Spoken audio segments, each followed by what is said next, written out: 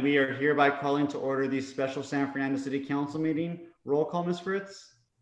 Yes. Mayor Joel Fajardo, Here. Vice Mayor Hector A. Pacheco, Here. Councilmember Sylvia Ballin, Present. Councilmember Robert C. Gonzalez. I'm about to let him in. Yeah, okay. The Councilmember Robert C. Gonzalez. I'll get back to him. He looks like he's coming on. There he is. There he is. All right, Councilmember Here. Robert C. Gonzalez, are you here? Present, yes. Thank you. And Councilmember Mary Mendoza. Present. Thank you. We have a quorum. I will move to approve the agenda. Is there a second? Second. Roll call, please, Ms. Fritz. Yes. Mayor Joel Fajardo, Yes. Vice Chair Hector A. Pacheco, Yes. Councilmember Sylvia Ballin, Yes. Councilmember Robert C. Gonzalez, Yes. and Councilmember Mary Mendoza. Yes. Thank you. Decorum and order are printed in the agenda. Ms. Fritz, are there any public statements for today's meeting? Mr. Mayor, there are no public statements submitted. Thank you. We are now at the consent calendar, and I will move to approve the consent calendar unless someone is asking to have it removed for discussion. Is anyone asking for number 1 to be removed for discussion? No. I do not see anyone, in which case I will make the motion to approve the consent calendar. Is there a second? Second. Second, Second by Gonzalez. Roll call, please, Ms. Fritz. Yes. Mayor Joel Fajardo, Yes. Vice Mayor Hector A. Pacheco, Yes. Councilmember Sylvia Ballin, Yes. Councilmember Robert C. Gonzalez, yes. and Councilmember Mary Mendoza. Yes. Thank you. The motion carries. We are now at item number 2. It is an administrative report, and this is the nomination and approval of city council appointees to the disaster council. Mr. Kimball, did you want to start on this? Go to council. No, real quick, just the city council approved changing the ordinance on Monday night, Monday, May 18th, as an urgency ordinance. So now instead of the mayor and a council member, it's any 2 council members may be appointed to the disaster council. So as soon as we get two council members appointed, staff will move forward to invite all the other members and work to get the council established. Thank you. I will now go to council for questions or comments. Councilmember Mendoza? Yes, I would like to make tonight 2 nominations for the Disaster Council. But first, I'd like to say that I feel that all council members are qualified to be on the Disaster Council. My first nomination is Mayor Fajardo because Thank you. he's got 7.5 years as a council member in our city. His experience is invaluable, and his knowledge on how the city functions is needed to participate in the Disaster Council. My second nomination is Councilmember Gonzalez. His experience as a council member and as a first responder in emergency activation for the city of Los Angeles will bring valuable knowledge to the Disaster Council. Thank you. That's all. Thank you. I appreciate that. Councilmember Ballin? I support Councilmember Mendoza's nomination. I think the mayor and Councilmember Gonzalez are the ideal 2 council members to represent our city at the disaster council. Thank you. Councilmember Gonzalez? I would obviously like to say the same thing, but I do have a question. So now, because this is all new, and now because it's changed to having 2 members, not designated the mayor and someone else, would we have to vote for a chair and a vice chair? Yeah, I was going to make that point. The revised ordinance does say that one shall be selected as chair and the other as vice chair. So I didn't quite catch the nomination, but I don't know if there was any preference one way or the other, but you'll need to make that clear, to see who you're electing as chair and who you're electing as vice chair. So in the current one, the way you have it written, it's agnostic to it, or does it specify? No, it says one shall be selected as chair, and then one shall be selected as vice chair. So I would just simply say that in terms of nominations, you'll need to specify who you want to be chair versus vice chair. And unfortunately, it was drafted that way. We were trying to keep some consistency with the old provision.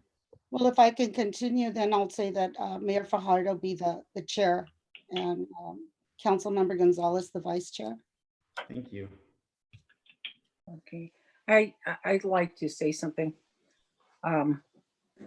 Many a times a council member cannot make the committees, whether it's an ad hoc committee or the disaster council. I sat on that council without another council member for about 4 years. And I just want to be sure, Richard, that in the absence of the chair of the committee, that the vice chair is going to lead the committee. Yeah, that's correct. And I think that was the whole purpose in the statute, even originally specifying a chair and vice chair, which was one of them will be serving as the presiding officer. Obviously, the main chair is the presiding officer whenever he or she is there, but in his or her absence, it would be the vice chair who would lead the meeting. So. Okay, that And- sounds, yeah, go ahead. And Richard, I have a question from a procedural standpoint. So this is a 9-person committee, council. So a quorum is 5 individuals. So if there's an instance where, 5, we need to get together for some reason and it's time sensitive and 5 individuals meet, so there's a quorum. However, the vice chair or the chair are unable to, do they just select, you just select a chair from? within? Yeah, I think you end up defaulting to something very similar to what I think the council has done in instances where the mayor and vice mayor are both absent. You can just draw straws as to who's left, and that person can be the chair. I mean, ultimately, it's really just about you holding the gavel at that point of the meeting. So, Gotcha. But this leads me to another question. When I was on the disaster council, if a council member was not present, the director attending the meeting chaired the meeting. Mm, Now, do we need to say that or phrase that somehow?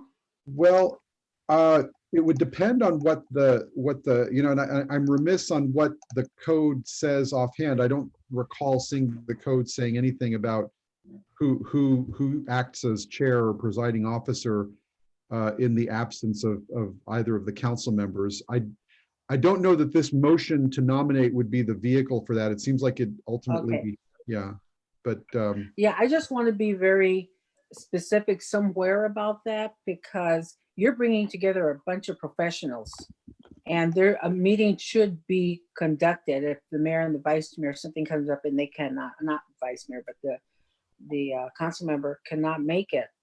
The 2 council members cannot make the meeting for whatever reason. The director, one of the directors or the city manager should chair the meeting. We cannot have these people take their time to come into the city to help us. And because you don't have 2 council members present, there's no meeting. That makes no sense. yeah. Well, I'm looking at the code right now, and unfortunately, even the existing code doesn't really seem to break down what happens in that event. All I could recommend is that perhaps if that's important enough, maybe that's a follow-up, that's a trailing modification you might want to make to this code section to specify that, it's the chair, then the vice chair, then, the department head. And after that, I guess, then I guess the remaining members can pick whoever runs the meeting if all 3 of those people are not around. So can I just ask a question, Rich? So is there like a prevailing Robert's Rules of Order or something that could be relied upon? Because that same thing might happen in a commission. where the Right. chair and vice chair are not there, and I think it's probably silent on the commissions as well. Right. I mean, usually the idea is that if you have a clearly identified chair and vice chair, the order of succession and priority is pretty clear. Mostly, I don't know what Robert's Rules says specifically on this issue, but I know in practice, the idea there is that if both the chair and the vice chair are not there and there's no specification as to who holds the gavel at that point, then it's usually just the remaining members who are there select from among themselves somebody to lead the meeting.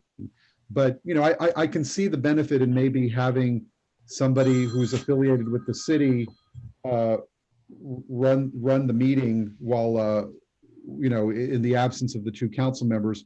It just seems to me that the code unfortunately isn't really specifying anything for us in that regard. And it may end up just becoming something that becomes where the default, it ends up becoming that they pick who the chair, who the substitute chair is for that meeting.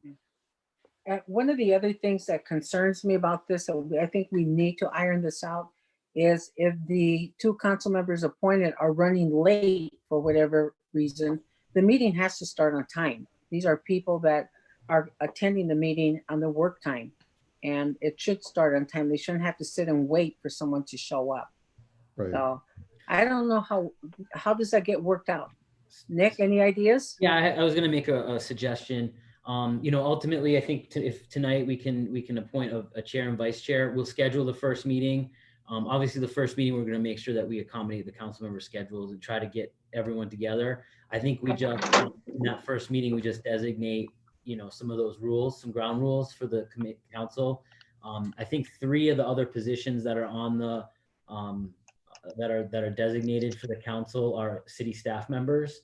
So we'll just kind of we'll go through some internal, we can adopt like internal procedures. Does that seem fair? I mean, I don't know that we necessarily need to contemplate every scenario in the ordinance. Hopefully we can just adopt some internal procedures by the council, so that everyone kind of, maybe that's the first meeting, what we do. If that Well, makes- I like that. I think that will work out. That's my I support that. Okay. Thank Yeah, it you. might be- Councilmember Gonzalez, do you have any other questions? No, that's it. Thank you. Vice Mayor Pacheco? Thank you. I did just have 2 things for, I guess, what we might be considering trailing rules or things to consider once established. But I would like to see council's thoughts on whether we can have a term limit, if that's something that people think it will help get more involvement from other council members. I would be open to discussing like a 1-year or 2-year term limit or something like that. And I also would like, I know we kind of touched upon it briefly in terms of a stipend. I think 2 of the council members may not be supporting it, but I did want to give it a full discussion, because I think, you know, a $50 a meeting or a $75 a meeting stipend for those who qualify will help us get the best out of the participants. But besides that, I support the aforementioned chair and vice chair nominations of Fajardo and Gonzalez. Thank you. I would like to thank people for their support. I have put a lot of time and effort into this COVID response, and I would love to continue that. At the very least, well, we never know what happens in November, but at the very least until the end of my term, I will continue to be very diligent, read everything that I can on these topics, and know that this committee is perhaps one of the most important ones in the city, despite it meeting infrequently. Not only do we have COVID to deal with, but in addition to that, we have had recent earthquakes in both California and Nevada. And so I think that it is prudent for us to stay on top of this committee so that we are the best prepared in the event that we face not just one disaster, but even more than one. So having said that, Councilmember Mendoza, would you like to make the motion? I move to approve item number 2. Thank you. To Pursuant appoint. to the recommendation. Right, so just for clarification, the motion is to appoint Mayor Fajardo as the chair and Councilman Gonzalez as the vice chair. Is that correct? Correct. Okay, got it. And I second that motion. Okay. Thank you. Roll call, please.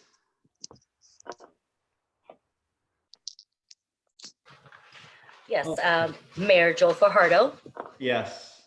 Vice Chair Hector A. Pacheco, Yes. Councilmember Sylvia Ballin, Yes. Councilmember C. Gonzalez, Yes. and Councilmember Mary Mendoza. Yes. Yes, the motion carries. Thank you once again for your support. And at this time, I will move to adjourn the special San Fernando City Council meeting. Is there a second? Oh, Mr. Padilla? Richard, Just a reminder for you, Mayor and Councilman Gonzalez, that we have a follow-up call on the amicus issue. It's not a council meeting, it's just a follow-up. So will you? be Yes, available? this is, yes, we have our ad hoc that we're aware of. Okay, do you want to start at 5 promptly, or do you want to see if we could start earlier? I prefer earlier, but Councilmember Gonzalez can. Yeah, I would say do it right now. Okay, I'll let the attorney know that we'll be ready to go in about 5 minutes, maybe 5-10 minutes. Thank you. Okay, thank you.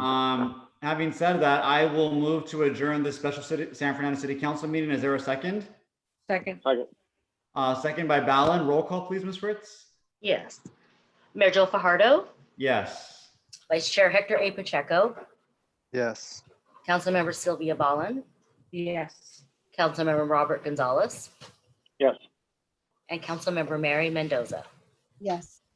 The motion carries. We are adjourned at 4:46 p.m. and Councilmember Gonzalez and I will continue to stay on for our ad